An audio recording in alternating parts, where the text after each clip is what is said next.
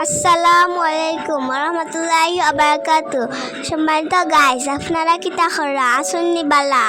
আজ আপনারা দেখাইমু শুটকি দিয়া উড়ি সিম রেসিপি। আপনারা দেখরা উড়ি বা সিম বানানো প্রায় শেষ। শুটকিকে জাল দেওয়া হচ্ছে।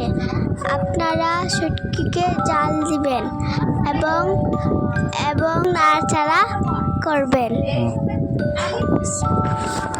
এখন দেখরা শুটকিকে জাল দিয়ে ঝুল নেব।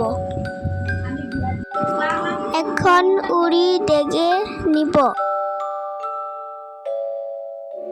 এরপর শুটকি ডেগে ঢালবো।